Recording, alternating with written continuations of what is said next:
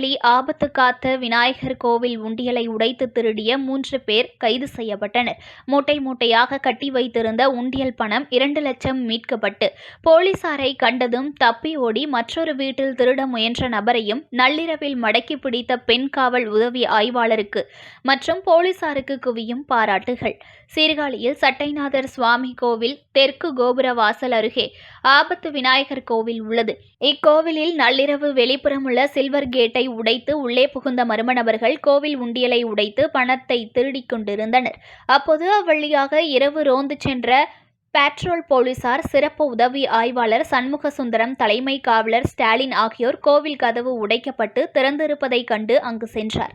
அப்போது போலீசாரை பார்த்ததும் ஒரு நபர் தப்பி ஓடினார். அங்கிருந்த மற்ற இருவரையும் போலீசார் மடக்கி பிடித்து காவல் நிலையம் அழைத்து வந்து விசாரணை செய்தனர். விசாரணையில் அவர்கள் சீர்காழி ஐயனார் கோவில் தெருவைச் சேர்ந்த கொளஞ்சி, அவரது சகோதரர் முத்து என்பது தெரியவந்தது.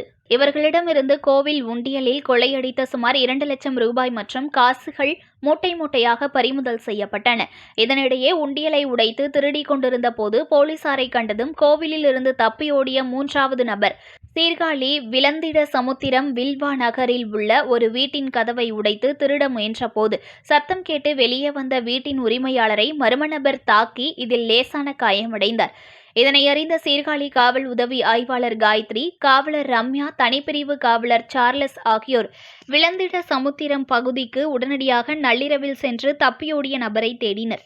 அப்போது அப்பகுதியில் உள்ள அடர்ந்த காட்டு பகுதியில் பதுங்கியிருந்த நபரை பிடித்து காவல் நிலையம் அழைத்து வந்து விசாரணை செய்த போது அவர் விலந்திட சமுத்திரம் அஞ்சலை நகரைச் சார்ந்த இலக்கியன் என்பது தெரியவந்துள்ளது. இந்த 3 பேரையும் கைது செய்த சீர்காழி போலீசார் தீவிர விசாரணை மேற்கொண்டு வருகின்றனர். நள்ளிரவில் அடுத்தடுத்து நடந்த இந்த சம்பவத்தில் தொடர்புடைய 3வரையும் சீர்காழி போலீசார் உடனடியாக பிடித்தது பொதுமக்களிடையே பரபரப்பை பெற்றுள்ளது.